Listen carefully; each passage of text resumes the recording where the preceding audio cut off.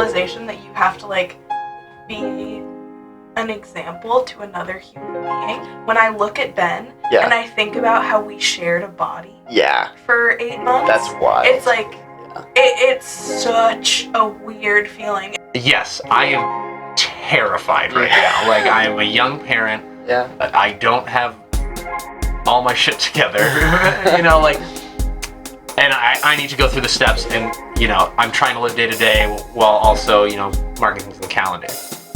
But I am so excited. Yeah. In like a year or two, when we make his first s'more, you know, when we go on our first camping trip, when I teach him how to kayak, like, I am so excited for those things. Yeah. That will completely outweigh the anxiety.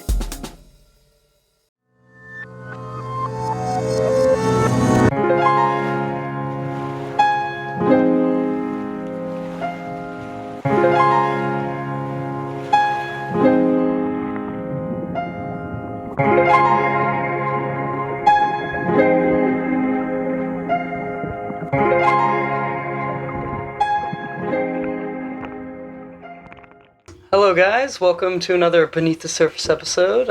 This one's very special. I've got Ryan Hoiriis and Anna here. I'm blanking on your last name, I'm sorry. Lyons. Anna Lyons, there you go. And so welcome to the podcast, you guys. Thank you for having us. Of course. And Ben, I forgot to introduce Ben. Yeah. How are you guys doing? How are you feeling? Doing Good. Good. Like, we were just recovering from the seasonal changes. I know. There's, as we were saying, there's something going around, and he just had his first experience with a stuffy nose. Stuffy nose. Like world ending for him. He was like, "What is this?" Mm-hmm. Yeah. So babies primarily will breathe through their nose. He's starting to get mouth breathing. This has such a bad stigma to it. But when they're sleeping, they'll keep their mouth shut, or. I mean, if it is open, they're drooling. But so, you know, having that one nostril clogged, they'll like wake themselves up. Yeah, it's kind of like this. I actually didn't know that. I didn't know babies mainly breathe from the nose. Okay, so I can see that being an issue. Just for the cut's sake, Anna has gone to put Benny asleep. Yes. So you might hear her shushing or him stirring. But she'll be back shortly. Yes. She's on mother duty right now. But yeah, Ryan, how has it been for you, man? Like, this whole experience? I mean, in terms of like changes, it's really so it's such like a mix of like.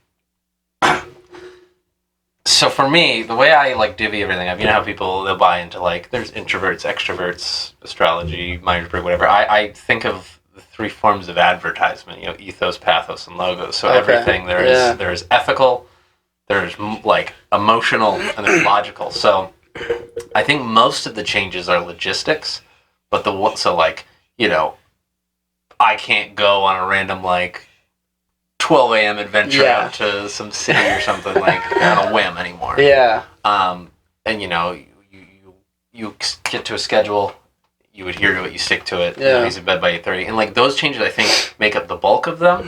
However, have like the least amount of impact on you because, you know, like emotionally, it's like, oh my God, there is another human being that is dependent on me and one other person. Yeah. And one of the things my dad phrased to me, and you know, at least in like in a situation where you have like both the biological parents are involved, it's like throughout the pregnancy, you know, at around, is it second or third trimester when the bond starts to develop Between like who? the mother and the baby. Second. So at some point in the pregnancy, the mother and child start to develop a bond, and you know, I have no first-hand acknowledgement, obviously. Yeah. And, you know, as like the father, it's like you understand perfectly well there's a baby in there. Yeah. The baby is coming out, and that is your child, right? And like that makes sense. All of that makes sense. And then as soon as it happens, like as soon as push, here comes the baby, you know, it's a boy. Yeah. Your whole world just like everything like I swear you hear like tires screeching. You're just like, wait a minute. Oh yeah. Oh. He's like, I agree. Yeah. And then the ethical portion of it is that you have this person that is looking up to you, and so it's for something that feels like, as egotistical as it sounds, like you're the main character of your own story. Yeah, right? And of so course. when you have a kid, that's true. You're no longer the main character, right? This is about them. So, but even that is weirdly introspective because you realize it's like, and Anna and I are both young parents.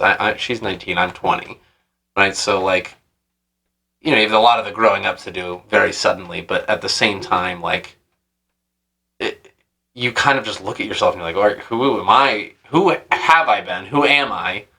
And at this age, you might not even know. And it's like, well, now who am I going to be for Benny, for the baby, for the child? Like, who are they going to have to look up to? Yeah. And I feel as though, I think burden is not a good word for it. It doesn't feel like a burden as much as it is like work to do. And that is like the number one thing for me. Yeah. And I mean, sometimes you'll have days where you're just like super stressed out about like, of course, I got to get the baby here and do this and that. But yeah, I think in those three regards, of ethos, pathos, and logos, probably ethos is like the most difficult, even though it's really just that one thing. Yeah. Like, how are you gonna raise them? Like another human being has entered your life that counts on you. Yeah. And it's that, responsibility that is, something that is a lot, but also rewarding, and it's like, oh wow, there is another entity that I'm bringing into this world. Yeah. So what kind of person are they going to look up to? Yeah. And it's like thinking about who you become more and because you're not only relying on yourself anymore, you're someone else's. Yeah. So it's like that change, I feel like. Yeah. It's actually a pretty funny story about the baby coming. You hear the tire screeching. Yeah. Anna handled the entire duration of labor just like a champ. Like, I'm terrified of her now. Yeah. I handled it worse than her. So the whole process, it started off, she was working full time at the time, entered labor, didn't even know, while working. Came home, we played board games for a good amount of time, decided to go to bed pretty much all night, and then she wakes me up at 6 in the morning, and she's like, hey, we need to go to the hospital. And I was half asleep, keep this in mind, and I asked, why? Because we were not expecting this for another 5-6 weeks. Yeah. And she's like, I think I'm going into labor. So we get there. I'm shaking the entire way there. Anyway, we go in through all the details. I'm like a nervous wreck. I'm just trying to help out the best I can, but I am not a medical professional. Nor in that situation did I want to. You're like, get her fluids, get her this. I don't know. I'm like, ah. And I mean, naturally so. The attention is on her and the baby. Like, I'm in the corner just staying everyone's way. But there were about 0.2 seconds where the attention is diverted to you, and it was very bizarre. So, baby comes out, crying. They're like, I stood there, and pardon my language, I was like, oh shit. And before I even got the second word out, one of the nurses who was, by her side the whole time, just looks at another nurse, doesn't say a word, snaps, and they hoist a chair, just knock me off my feet. Because apparently it is just so common for new fathers, first-time fathers, to just pass out. So they were like, okay, this so again, is happening. You're like, baby's coming on this date, or sooner, or later. Yeah. It's going to be my kid that I understand all of that, A, B, and C. And then it happens, and you're like, I forgot the alphabet. Holy crap. Yeah. Damn, man. It's an inexplainable feeling, I guess, right? It's just like adrenaline. Like, I don't know. It's like so bizarre. And it's just like such an overwhelming feeling. And then for me, I just spent the next 2 or 3 weeks because he was early. He had to go to a special care, which is like a step down from the NICU. So it's like, it was a NICU? Oh, okay. The NICU unit was not as intensive as Dartmouth or. What is it? I probably shouldn't. What is a NICU? I should. It's neonatal intensive care. Got it. Neonatal intensive care. Okay. I was just about to say that. Yeah, I mean, it's not super uncommon for a newborn baby to get there. I mean, a lot of the time it is preemies. I went to Boston Children's when I was younger because I came out with pneumonia and jaundice and all this other stuff. So he had to like learn how to eat and all that. But anyway, while I was there for 2 or 3 weeks, about that 3, you know, we were lucky enough that we got to stay in the room. A lot of them can't. Like, there's just not room. And so we were able to stay in the room. Yeah. And it's just like I just spent so much time in just like almost shock. You're just like, everything. I just became numb to everything for a little while, and it's just like because I think it was just the self-defense mechanism of like there's a lot going on, and I need to just be here. And it was, in a way, it was almost calming that you just like live in the moment. But then you're also you know, you get out of the NICU, you start to talk about the logistics, and I think that's where a lot of the minor stress, like day-to-day stress. Yeah. The overarching stress for me is that. Like, logistics. There's a child here. And I need to be a better human. But yeah.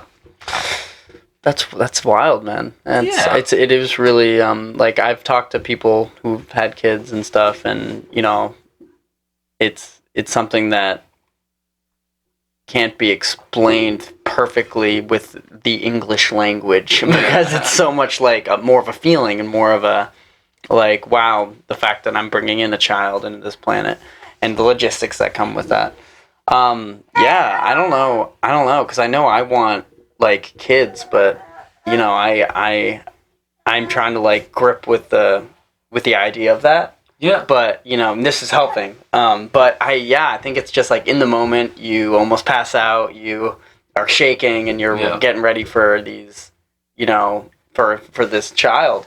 And I think, as Anna was trying to say, is that, you know, there never is a time where any person is ready. Yeah, I mean, ready isn't enough. You can have the house, you can have the nursery, you can have the crib, you can have everything. Then you get to that moment. Yeah. And there's just so much that changes and goes on. And it's so exciting, and then it's like it's so weird. So many emotions like come to mind when I think about how my life's changed, and like you think about before. And it's at one token kind of like the sad side of things. You almost feel like there is this weird like stage of like mourning. I mean, it's a very like selfish emotion. No, it's like, understandable, And then you're like, okay, things are never going to be the way they were. And as somebody that struggles with like nostalgia and thoughts like that, I'm like, but at the next point, it is something that makes you genuinely excited for the future. Like, I can't wait until he makes his next milestone. Like, I can't wait to this. One of the big things, I can't wait till he's running around and talking. Yeah. We can start go camping. I can teach him how to fish. I can like teach him play Dungeons and Dragons. Yes. I think one of the things that like my mom and I have talked about a ton is that like when you're a kid and you're growing up and your mom is like, I love you, and then you always say, I love you more. It's like you really don't know that your mom loves you a million times than you ever. Like, a million times more than you. There's that bond. Yeah, it's like genuinely, like, this kid will never know. Oh, good contribution. He will never know, like, how much I love him and how much Ryan loves him until he has his own kids. Yeah. Like, it's just, like, the feeling is so immense, and it's so, like, you just can't. There's nothing in the world that would ever feel similar. Yeah. It's just, infinite. The amount of gratitude I now feel towards my parents. Is immense. That must have like been a swift change too. Right? I was a terrible little baby, so like I can't even imagine if he came out like it, because Ben is like, we have it so easy, we do. Which like is. Oh yeah, good. That's awesome, but it's also terrifying because it's like every baby's different, and you know, some are very colicky and so they scream and they cry. They go through purple crying and all that. That's what it's called, right? And that is such a difficult thing to get through. And I mean, he has his phases. Like he's had some really fussy phases, but even so, like we're super lucky. But it's also nerve-wracking. Like, well, if we want another kid, we rolling the dice on this one. But that being said, it was super important for all parents if there is a baby screaming or crying or throwing a fit, the grocery store, somewhere else, go up to the parent, affirm that it's okay, it's normal. If you're another parent, just say, like, we've all been there. Yeah. Whether or not you have. Yeah. I mean, on the flip side, just, like, it's helping them out, de-stress, because, I mean, that's one of the big things. Kids start screaming, you're like, oh my gosh, like what do I do? Everyone's staring at me, like, and he's not stopping, what do I do? Yeah. And then on the other thing, and this is kind of a little dark, but not... No, yeah. That is a way to disable potential child abuse. Yeah. Yeah, so that's where a lot of it can start at younger ages, is ages... just those early few years, even if not few months of just like those crying and screaming, is just like it can push people to such a bound, and it's one of like the best preemptive measures is to just let them know it's normal, like inform them that it's normal, inform them they're not doing anything inherently wrong, their kid doesn't hate them. Yeah. You know, babies come out with different personalities, and they handle the world differently. Yeah. Because they're just brought into this new environment, and then they just, don't know what to do at that age, don't know what's going on, don't know what physics is. You know? Just even think about, you've never seen the color red before. Yeah. And then all of a sudden, you're in the grocery store and you see an apple. And it's like, and so you've never seen red, you've never experienced, like, excitement. Yeah. Or you've never experienced, like, a little bit of fear. And so, like, you think about, like, how overwhelming the world is for a baby. Yeah. And, like, some kids just kind of, like, go along with it. Like him. Like, he just doesn't care. He's the chillest baby ever. But then, for some babies, it's like, what the hell is that? And they just, like, lose their marbles. And it's like, it's all normal behavior. It's just different from other babies. Yeah. Yeah. And one of the, I mean, you think about it, like, who here, do you like roller coasters? I actually can't do it. I hate roller I can't do roller coasters. Do you like roller I coasters? love roller coasters. She loves roller coasters. And so, like, it's easy to track some of these things back to, like, were there experiences you had as a kid when this happened? But it starts somewhere. Everyone's, like, inherent reaction to things. Like, some people love to be strapped in, thrown around, loop-de-loops. I'm like, no, I like both feet on the ground. I'm gonna go get some cotton candy, some fried dough. You guys can have fun, like, peace. But it's everyone has different reactions to things, and when you're small, like, there's nothing you can do to change that. Yeah. I mean, like with the color thing, imagine if you saw a new color. Yeah. I'd probably cry.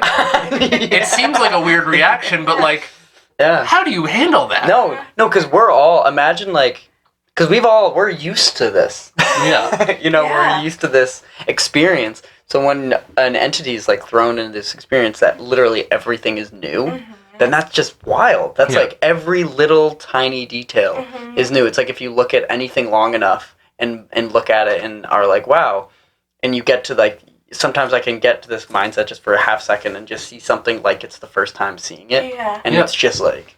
I mean, it's the same way if you become so familiar with something, like, and most people experience it in the way of, you say a word so many times it doesn't sound like a word. Yeah.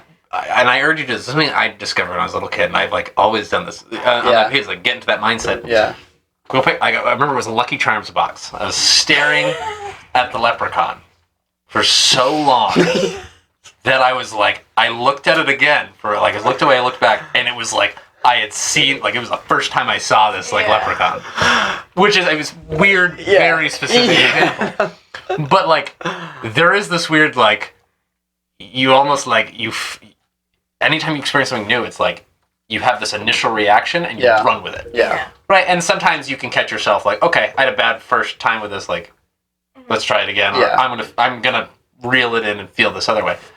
Baby does not have the experience nor the wisdom to go, like, to reel anything in. It's like, oh, this is terrifying.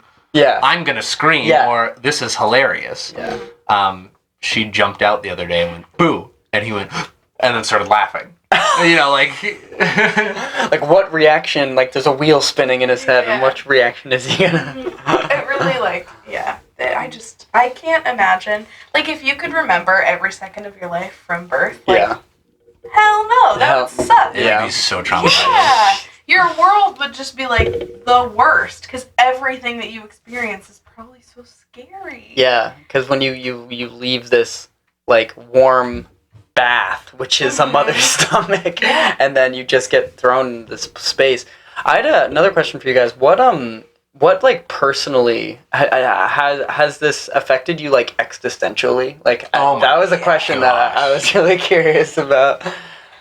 Yeah. Either one of you guys can go first. I mean, just like something. Like the Ryan was talking about it earlier. Like the realization that you have to like be an example to another human being. Yeah. And like that in itself is insane. But then also Ryan cannot have this perspective. But like when I look at Ben and I think about how we shared a body for 8 months. That's wild. It's like it's such a weird feeling. And then I like look at him, or I look at pictures of him when he was born and him now, and it's like my body grew his body. And then it's just gonna keep growing. Like someday he's gonna be like Ryan size. And it like I think about it all the time, but then I have to be like, okay. You stop thinking about it because it freaks me out. Yeah. That's like such an interesting thought. I've never thought of it like that. Like that this other human being was a part of me. You know, and then it just you left, but like this for 9 months, this baby more or less was part of my body, and what do I have to do to like sometimes that's something to reel back and be like, okay. Well, but it's not even like it doesn't even feel like it was a part of my body that left my body. Yeah. I had my gallbladder out. I don't miss my gallbladder. Oh yeah. But it's like next level. There was another person completely inside my body. Yeah, another soul. Yeah. Yeah. That's like, the like crazy part. Oh shit. Like when I think about it too much, it's just like an entire person, like his brain grew inside me. We grew an organ together. Oh, wow. That's wild. It's super weird. That's really interesting. Yeah. I went on a lot of midnight trips to McDonald's for random cravings. So. Yeah. All town, that 24-hour gas station. Yep. Real lifesaver. Yeah, I bet. What a midnight French fry. Seriously, yeah. I like thinking about because I talked about with David Gleason on the last episode a lot of like existential. We just talked about that stuff, and it made me think about having a kid and bringing another human being into existence, and what existential thoughts that would bring of just like, wow, there's this person that is a new person, and we chose to bring this whole new experience person into this planet, and just like sitting with that alone like changes like at least tweaks one's thoughts or whatever. The thing that I've kind of set in motion, because I'm somebody that I'll get anxiety from nostalgia. Like I said briefly about that, was like, your before and after. Because there are very few milestones in your life that you can identify while they're happening. Yeah. And this is one of them. Yeah. But like anything, if you're going to be good at it and you're going to keep your head straight, you need to not think about it too much. Yeah. And as somebody with, I was diagnosed with anxiety disorder, I'm not saying this as a cure. Yeah. But the formula to just taking, like, normal anxiety, like anxiety that there is a cause and effect and it is in that moment. Yeah. The formula to change anxiety is to just tell yourself you're excited. And the key to that is to not think about it too much. I mean, you played soccer, correct? Yeah, like freshman year, yeah. Right. Yeah. So, like, you're coming up to the ball. You got other people closing in. Yeah. So you got kicked off to the side. You're in the position to kick it. For me, I was a sweeper, so I was punting it. Like, gone. Booking it. And if you sit there and you're like, oh, I should do this, A, B, C, this, then that, and then you go over and you just like completely futz it all up. Yeah. Like, oh yeah. But I've like hit the ground before the ball, and I've just like fallen forward. And I'm just like, all right, well, and if my you get two life in is your over. head, you're like, oh. And sometimes, mistakes happen. But as soon as you get out of your head and you're excited, boom, ball goes flying. And that's just like, I'm a very anxious person. I had really bad, I have really bad stage fright, which is something that I don't like. And that was always my thing whenever I was doing theater or anything on camera, anything like that. It's just be excited. Just don't think about it. Yeah. We're just three friends having a conversation. You know what I mean? Like, stuff like that. And so, reeling it back into maybe like yes, I am terrified right now. Like, I am a young parent. Yeah. I don't have all my shit together, you know, like, and I need to go through the steps, and, you know, I'm trying to live day to day while also, you know, marking things in the calendar. But I am so excited. Yeah. In like a year or two, when we make his first s'more, you know, when we go on our first camping trip, when I teach him how to kayak, like, I am so excited for those things. Yeah. That will completely outweigh the anxiety. Yeah. When it comes to the existential on the other side of Yeah, totally. I was never like tough guy macho, oh, I don't cry, but I wasn't a very like outward person, and that's changed because I cry at everything now. And a big thing of that is first. Yeah. Like the first time he laughed was I broke down. You think about, this is the first time he laughed. Like, I think about every little stupid joke he's gonna have with his like friends, like the stuff he's gonna find hilarious, like movies he's gonna watch, and I just think about like every laugh he's gonna share with the world. And like, I just saw the first one. I'm about to make myself cry. But even like his first bite of solid food, and then like that's where the existentialism sits in. Like, you are gonna do this so much in your lifetime, you're never gonna think about it. Yeah. And I was here to witness the very first ever. Yeah. And there's so many little ones happening all the time, right? It's like there's the first of thousands of things, like eating food or laughing or smiling, even like seeing the first smile when he's born. Nothing beats that experience. Nothing. You know, it's crazy. And sometimes, like, for me, I'm like never sure if it's a false start or not. Like the other night, like a month or two ago, but it's all the same. One day at a time. He looked at me and he was like, dad, dad, dad, dad, dad, and started making that sound, and I was like, he's just making sounds. Like, he didn't mean to call me dad. It didn't happen. And then I come home from work, and Anna's like, oh my gosh, he totally said dada. I was the first one to hear it. And I was like, no, I was. I was. It was real, and it was dada. Oh, man. I totally heard it first. Because he looked at me and he went, dada. You guys report to each other daily, right? Like, oh, he said this. He said, even if it's by mistake, he said fork, or he said plant, or, you know. It's just all the weird stuff he does, too. Like, like this, with his one finger. Yeah, he pokes things now? Yeah. One of the milestones is lifting themselves up. So you sit them on your lap, facing the same way, put your fingers out, they'll grab them, pull up. So I was trying to help him do that. Again, I just like to work those muscles. I did it this morning. Grabs one finger, looks at it, and just starts poking it with his other finger. I'm like, he's such a weird. They absorb so much, especially at this age. It's like from age 0 to like 4 or something, that babies absorb so much more than when you absorb when you're like in your teens or something. Yeah. Their brains make connections, like new connections and new neural pathways, like every time that they open their eyes, basically. Like any time that they see something new or hear a new sound or anything like that, feel a new sensation, like their brain is just like boing, boing, boing, like making new pathways. It's crazy. Oh my gosh. I had this teacher, Eric Weiss at Emerson, and he said this thing, and at first it kind of sounds like generic advice, and it sounds way better, but in practice it's like impossible. Oh yeah, totally. It's like, don't worry about things you can't control. Yeah. You know, you hand in the job application, it's entirely out of your hands, don't worry about it. That's good advice. Babies have those personalities. They have, like, they can switch.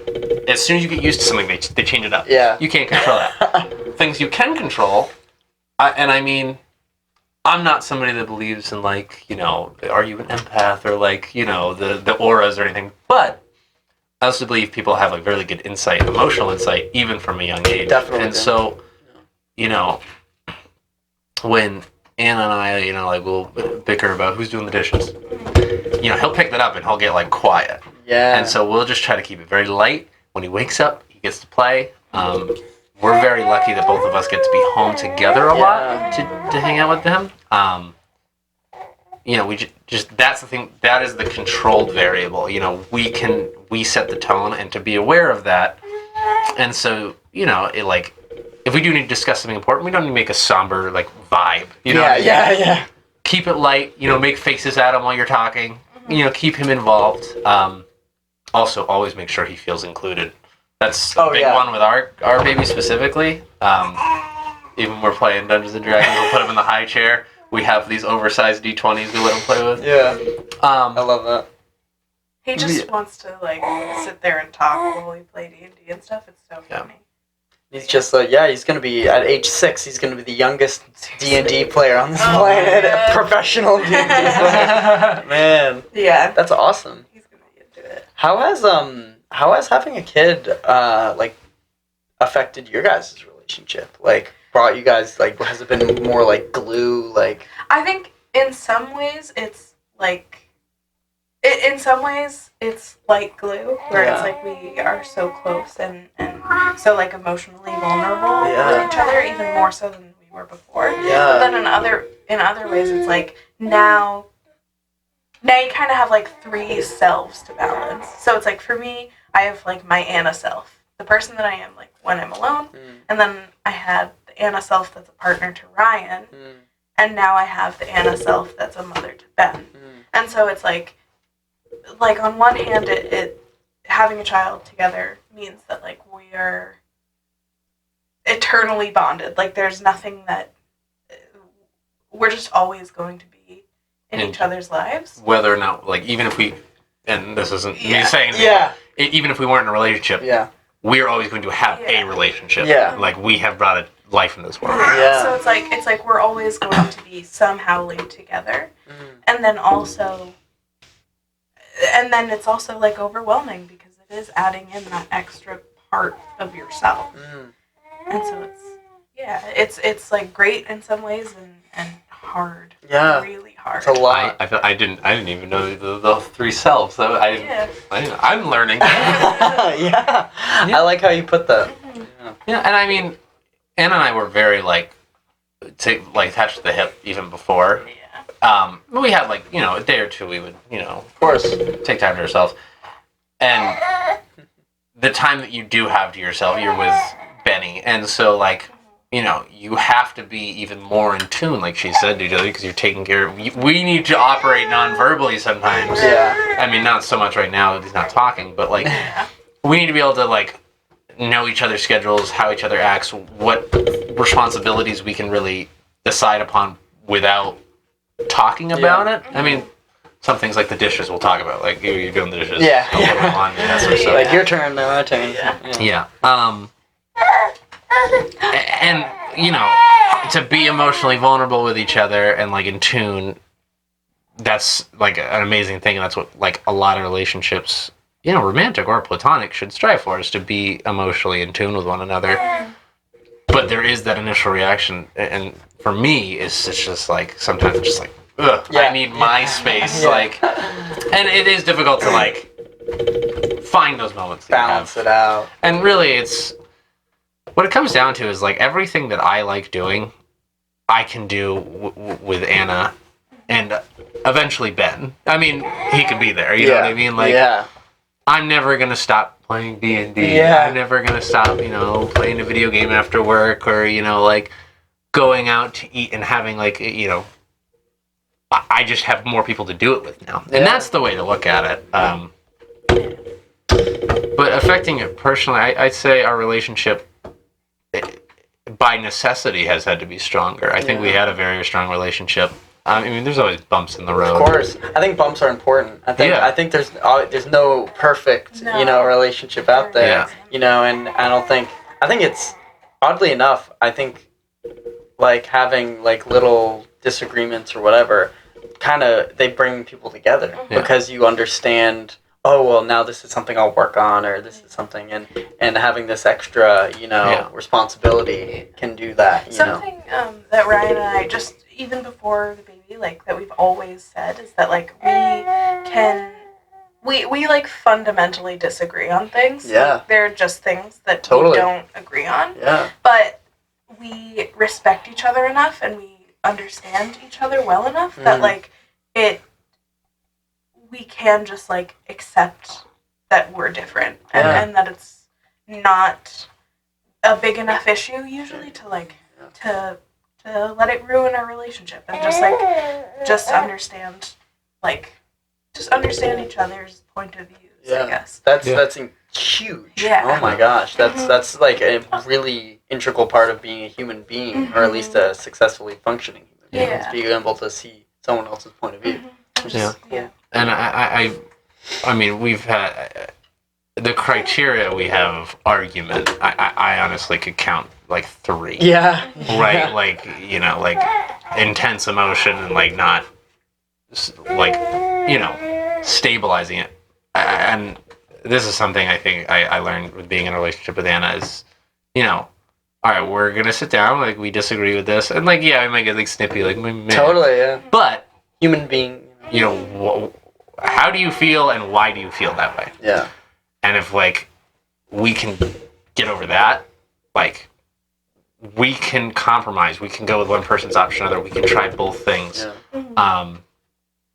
And kind of reverting back to my idea of pathos and logos, I always view us as pathos and logos. Yeah. Like the other day, we were at the grocery store, and we had a few friends coming over. We were looking at buying some sodas. Yeah. And there were these Pepsi ones. It was like Pepsi brand, like 3 12-packs for $10. Totally. And I was like, yes. Popped in the cart. Like that. Well, that's what we're looking at. We're looking for cheap, blah, blah, blah. Yeah. And then we saw San Pellegrino, prickly pear flavored. And San Pellegrinos are delicious. Right?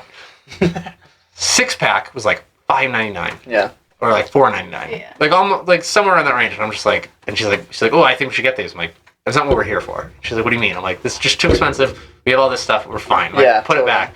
And she looks at me and she goes like, fine, like whatever. And then she like, starts walking over ahead and I just like stop myself. And I'm like, why does that matter? Yeah. Like I am the aggressor in that situation. And I just like looked at myself and just been like, $5. Like, whatever. Like I'm not going to miss it when I'm 80-year-old, like laying on my deathbed. And like, that's where the introspective, like I think before we were in a relationship and, money was tight,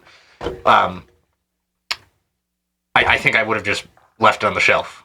And then I like stopped and I'm like, do I like, if Ben were older and he could absorb what just happened, like, would I be okay with it? I'm like, no, like, I don't want to teach him that every dollar, like, I want to teach him the importance of money, but not that money is important. Everything. Yeah. That's what I always say. Is money's important, but it's not money has importance, but it is not important. Yeah. That sort of thing. And like that's something, that introspective, like these are the ethics I want to teach him and I have to change myself this way. And it's like it's not $5 is not worth, causing a rift. And sometimes you just got to be like, I'm the a-hole. And that's what it comes down to. That is so insanely responsible and like amazing to hear. Like you guys are some of the most mature, not people my age, but just human beings I've ever met. Just hearing this kind of thing. It's by necessity. Well, thank you. I appreciate the compliment. Yeah. I don't feel the same way. No. There's a meme out there, and it's like, I couldn't have kids because they'd be like, let's have spaghetti for breakfast. I'd be like, that's a good idea. And I feel that way. I wake up every morning, I'm like, oh, there's leftovers in the fridge. Yes. Well, but even like, I don't know, with stuff like that, it's like, it doesn't matter. Yeah. Like, I think about that all the time. Sorry. How, like, like, who freaking cares if he has spaghetti for breakfast? Like, that's not... there are so many things to worry about with parenting and to worry about with children that, like, who fucking cares? Like, you want tacos? Cool, let's make them. We can put eggs in them. I don't care. Yeah. That's awesome. And back to what she's saying about, like, us disagreeing, I think we disagree on the means more often than the fundamental. Her and I, we've had this one weird argument before Ben came about, like, if he wanted to play football, should he be able to? And, like, we were just, like, talking, like, she was like, well, there's lots of injuries, like, the culture surrounding football, and I was like, do whatever you want. And, like, weird stuff like that. But the fundamental is we want what's best for him. Mm-hmm. Yeah. And then going back to, like, doesn't matter, and to quote my dad again, my dad is this pool of infinite wisdom. Yeah. And now he has it on recording. There you go. You can always look at this one. The best thing he ever, one of the best, he's taught me so many great things, but one of the things that's always stuck with me, he's just looked at me, he was like, whatever you are angry about or arguing about, in 1 year, Imagine it. No matter how much you're feeling right now, in 1 year will it matter? And just keep, and he's like, you can continue, like, and to me that means, like, you can continue feeling however you're feeling, but just recognize in 1 year, will it matter? You know, if you're going to throw down $20,000 betting on horse racing, yes, it will affect you in a year.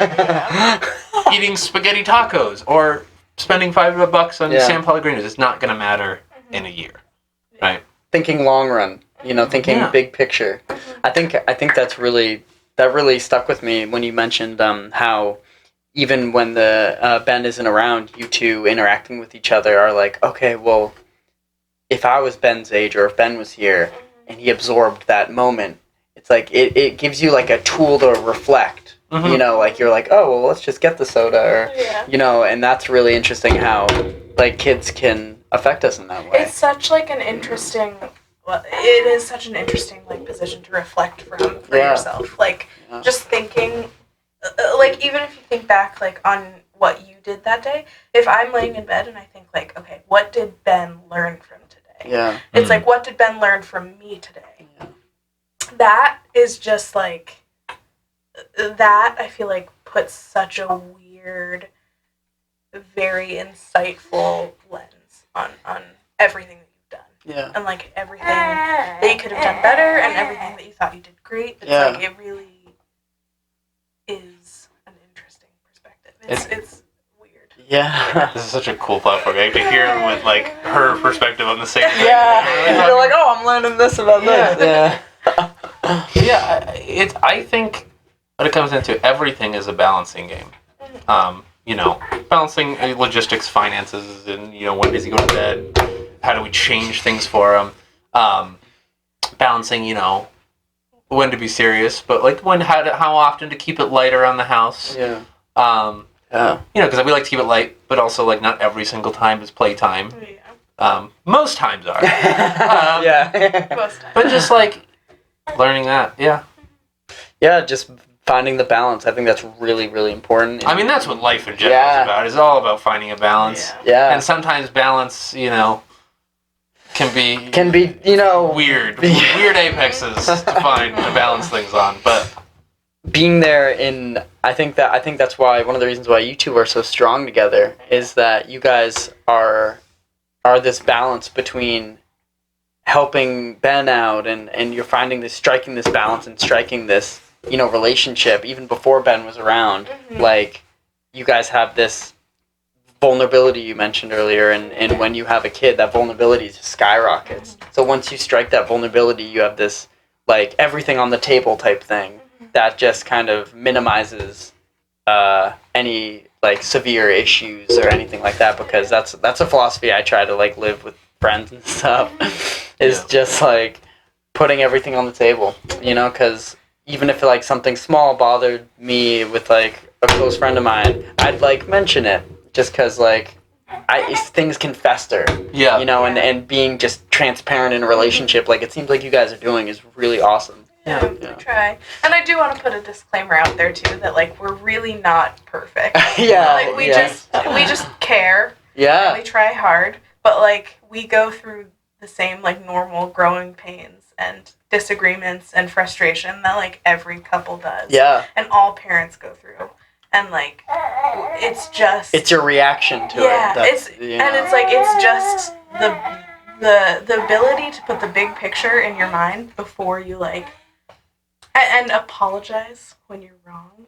Like that's huge. Wow. It's just we're super. Well, it's just like we're super normal. Yeah. And like you have troubles, you know, like everyone else. And I'm just different the way that I'm never wrong. It's really the only thing is that the only thing is that Ryan is literally always right now. But yeah. So it's like I don't know.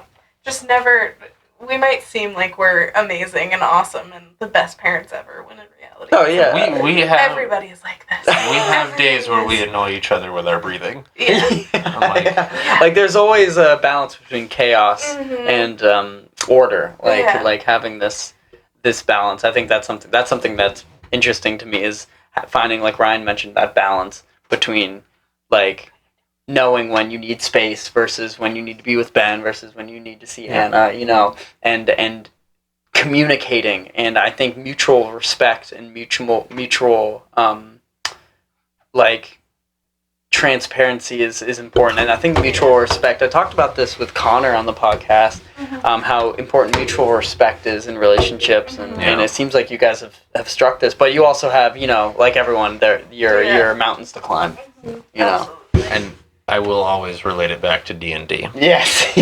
By the way, we should do some D&D at some point. Absolutely, get like the group back together. We should definitely cut some time. We should like talk about D&D. Yeah, if you're up for it. Yeah, we should. Absolutely, that'd be phenomenal.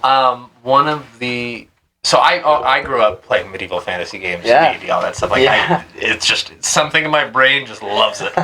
But one of the big things is like you look at what makes for a strong party.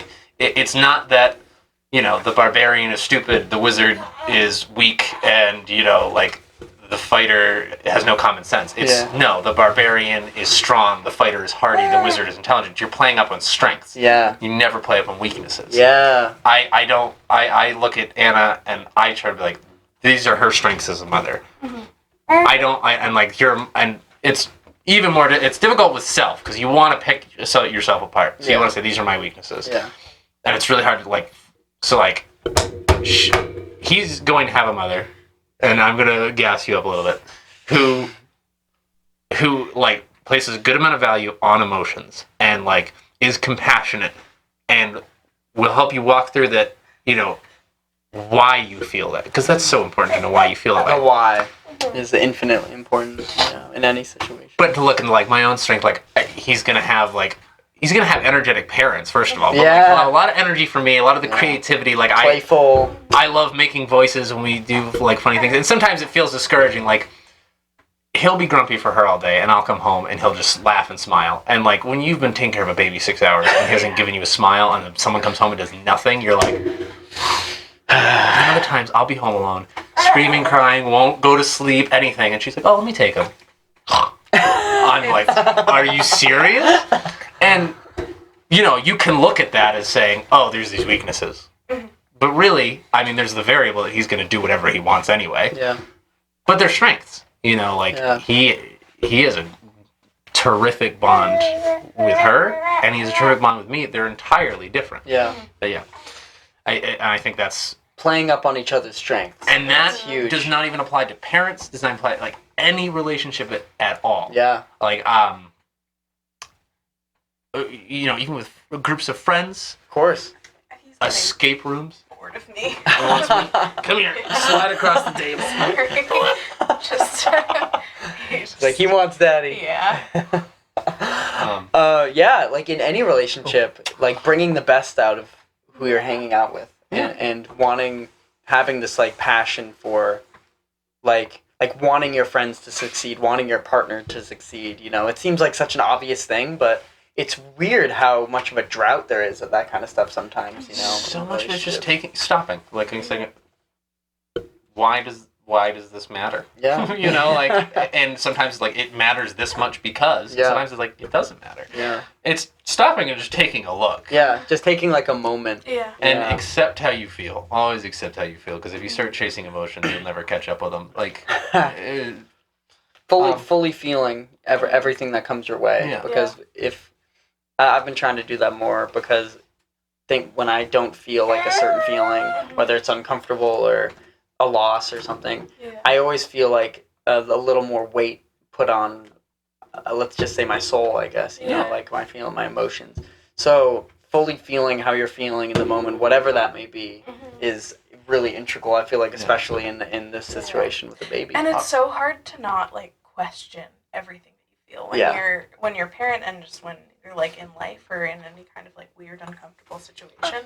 Like, it's so hard for me sometimes to like look at him and I'm like, okay, he's been crying for like 20 minutes and I feel really overwhelmed, and I can't think about, I can't put it on myself that like I'm a bad mom, or I can't think to myself that like I'm being a bad parent and I'm unsuccessful, and like you can't let yourself like spiral and into that pit. Yeah, and you have to just realize that like there's anything that you might feel is probably normal. Yeah. Like, everybody probably feels like that. Yeah. Yeah. That's like, oh man, that's like, that hit me recently too, is that everyone thinks they're alone. Mhm. Like, everyone thinks that it's only them, but everyone goes through these things, you know, and remembering that, and remembering, like... Oh, he got it. He finally got it. Oh, he's got something to say. Yeah. He's like, I want to say something He's to all the viewers out there. He's literally just gonna try to like... He's like, what does this taste like? No, yeah, like, fully feeling I'm sorry to do this no in the middle of worries, this. dude. I got you. I'll just lean in. Yeah, I'd have your little lean in a bit.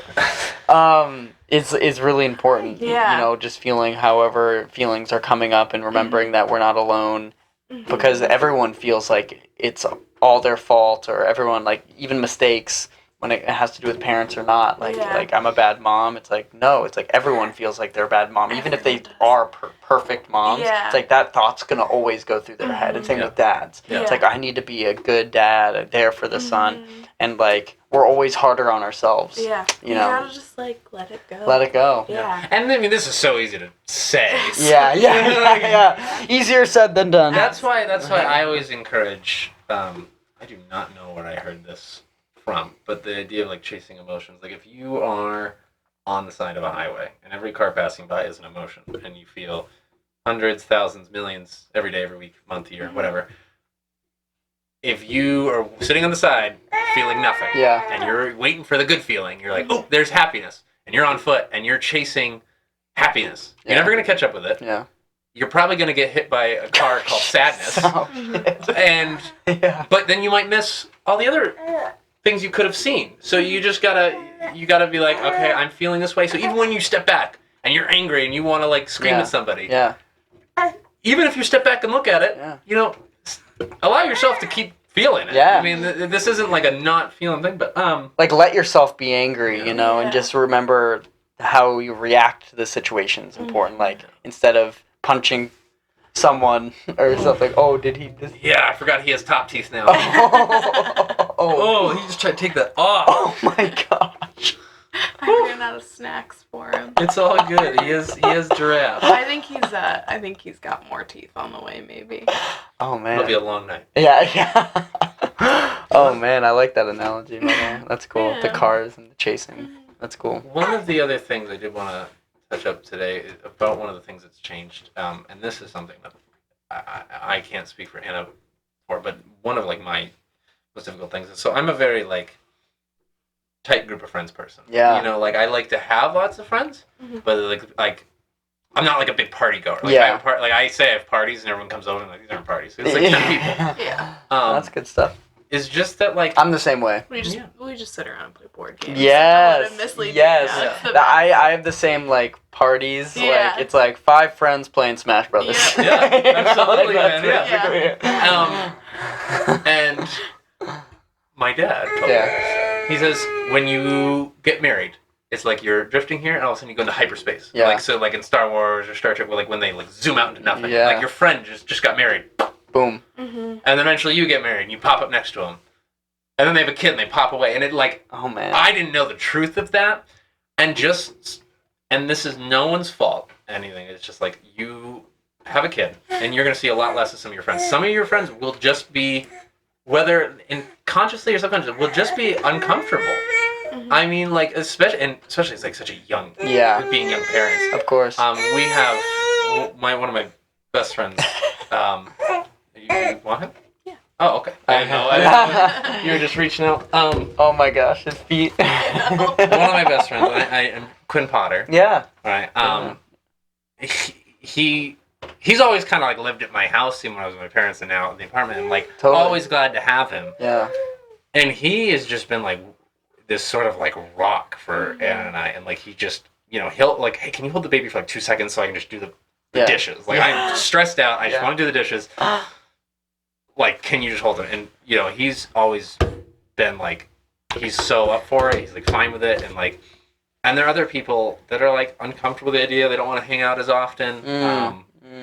And it's, I mean, and like the initial reaction is like, oh my god, like, oh, just because my life changed. Like, it's like, they're not abandoning you. It's that you have moved on to a different stage of life than they are at. Mm. And it is completely normal for that to feel uncomfortable. But, because they say, oh, when you have kids, you watch how many real friends you have. Yeah. It's not how many real friends you have. It's how many friends are, like, ready for, your stage, like, your stage of life. And it's not a good or bad thing. Like, you know what I mean? And just something that happens. And, you know, we have friends that are, like, completely used to dealing with babies that we see sometimes, and then, like, other times, like, you know, this is not how I mean to phrase it, but like he can get in the way. Like we at 8:30 he goes to bed. So like we have friends coming over for 6. Yeah, we're here for 2.5 hours. One of us needs to step away to put him down. Yeah. And like some people are like, oh, this is annoying. Yeah. You know, it's like, well, I think I think. Oh, sorry. No, continue. No, I think it comes down to like, you know, we have the perspective of parents that we go, no, it's not annoying. It's necessary. Yeah. And it's fine. It will be easy. It won't go to anything. And, you know, it's like sometimes you can explain that to someone, sometimes you can't. It's hard to explain. And so, like, I don't, like, in my heart of hearts, I don't have any, like, ill feelings to anybody who would feel uncomfortable being friends with young parents who's our age or even older. Like, just kids in general. Like, that's not a stage there's not a stage of the life that they may never want to see, that they may not feel they're ready for yet, to just, I don't know, whatever emotions go into it. I don't have their perspective, but I can't I can't be bitter about it. Yeah. Anyway, as you were saying. So. No, that's a really good point to make, is like there's this swift change, you know, that happens, and it's like people react differently. Like certain people have had experience with babies, or, you know, it's how they react. So that's an interesting perspective. I never thought of like how that would change your guys' social lives, like, because there's just such big change, and it's like, well, how are people that I'm close with going to react, or da-da-da-da-da. So that's a good point. It's just bringing that perspective. And it's something I had to, like, actually think about. Yeah. I mean, if you went over to someone's house, new friend, and they're sitting on the couch and they just light up a cigarette inside, that might make you pretty uncomfortable. Yeah. And for me to think about, like, oh, Ben starts crying, I change him. Yeah. Smells like poop for a little bit, and then it's done. That might make someone uncomfortable. And like that to me doesn't it's just another day. Yeah, you know what I mean? That's a really good comparison, actually. Yeah, smoking cigarettes and having children, same thing. Same exact thing. Okay. Back to but sorry. No worries at all. Make him a quick bubba. It's just like the change thing, like having the cigarette versus like it's just like what someone's used to. Yeah. You know, that's interesting. Oh, hi.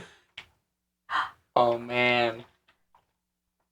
Oh, don't bite my finger off. Frog noises again. He's gonna get Hey, you. pal. Nice to meet you. Nice to meet you, Ben, officially. All right. He's like, give him his finger back before you get hungry. Yeah. Oh, man. Oh, we're ready for a bottle. Yeah. Yeah, we can actually, this has been a swift hour. We can just call it off. Yeah. So thank you two for being on. Thank you for having us. I appreciate it. Sorry I talked so much. I feel like I dominated that. I'm sorry. No, it's okay. No worries. Thank you, Benji. Thank you, Ryan, Anna. And you guys always have an invitation to come back on. So, Awesome. Yeah. So I'll see you guys next time on the Beneath the Surface podcast.